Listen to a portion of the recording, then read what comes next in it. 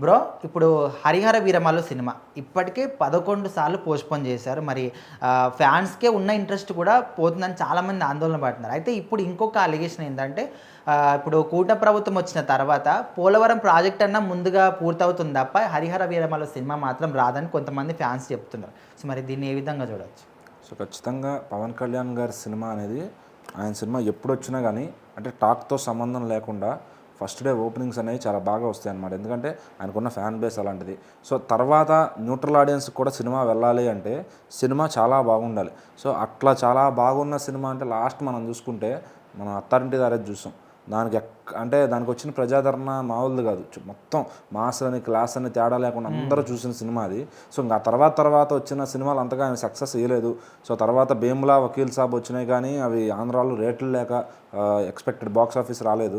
So ఇక ఇప్పుడు ఏదంటే కూటమి ప్రభుత్వం ఉంది కాబట్టి ఖచ్చితంగా మంచి సినిమా కానీ తీసుకొస్తే ఖచ్చితంగా జనం ఆదరిస్తారు. సో ఇప్పుడున్న పాన్ ఇండియా ఈ మోజులో జనం అంతా కూడా ఆ సినిమాని ఎంకరేజ్ చేస్తారు కూడా. అది ఒక మంచి అటెంప్ట్ అని చెప్పాలి. ఇది 'హరిహర వీరమల్లు'. సో ఆ పీరియాడిక్ డ్రామా ఏదైతే జరుగుతుందో సో ఇప్పుడు అలాంటి వార్ కైండ్ మూవీస్ని కూడా చాలామంది ఇష్టపడుతున్నారు. ఒకవేళ సినిమా కానీ కంటెంట్ బాగుంటే కనుక సో తప్పకుండా అది ఎప్పుడు వచ్చినా కూడా చాలా బాగా రీచ్ అవుతుంది. సో ఎవరైనా కూడా ఒక విజన్తో తీస్తారు. అంటే ఆల్రెడీ అయిపోయిందిరా కథ అనే విధంగా కాకుండా సో ఒక విజన్తో ఇట్లా ఉంటుంది వాళ్ళకి ఇప్పుడు నెక్స్ట్ వాళ్ళకి చరిత్ర చూపించాలి అనే కాన్సెప్ట్లో తీస్తున్న సినిమా అది.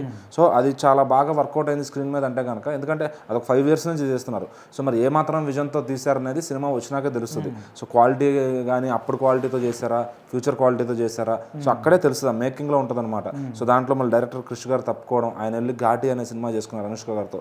సో ఇప్పుడు మళ్ళీ జ్యోతికృష్ణ గారు ఆ డైరెక్షన్ అంతా మిగిలిన చేశారు. అంటే వాళ్ళకి ఎంత ప్లానింగ్ ఉన్నా కూడా ఒక్కసారి 2 సార్లు కాదు, ఇప్పటికీ 11 సార్లు పోస్ట్‌పోన్ చేశారు. బేసిక్గా అంటే ఎంత ఫ్యాన్స్ అయినా కూడా ఉన్న ఇంట్రెస్ట్ పోతుంది. ఇన్నిసార్లు పోస్ట్‌పోన్ చేస్తాను చాలా మంది ఫ్యాన్స్ చెప్తుంది పోవచ్చు. బట్ ఏంటంటే సినిమాలో కంటెంట్ అనేది ఉంటే అది ఎలాంటి స్టేజ్లో ఉన్నా సినిమా వెనక్కి తీసుకురాగలదు. సో అట్లా ఇంతకుముందు 2-3 సినిమాలు పోస్ట్‌పోన్ అయినాయి, సూపర్ హిట్స్ ఉన్నాయి, చాలా ఉన్నాయి. సో ఏంటంటే కొన్నిసార్లు లేట్ జరగచ్చు.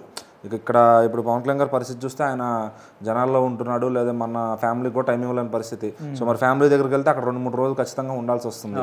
సో అది కాదనలేడు ఆయన. మరి అందుకే ఆయన అటు కూడా వెళ్ళడు. సో ఇప్పుడు అందుకని షూటింగ్ ఇచ్చే టైం కూడా లేదు ఆయనకి. సో షూటింగ్కి వస్తే 4-5 రోజులు అది ఆ పని అయిపోద్ది అనమాట. సో మరి May 9th రిలీజ్ అయితే ప్లాన్ చేసుకున్నారు నిర్మాతలు. అదైతే ఇప్పుడు జరిగేటట్టు లేదు. బట్ ఒక 1 week or 2 weeks మాత్రమే పోస్ట్‌పోన్ అవుతుంది సినిమా.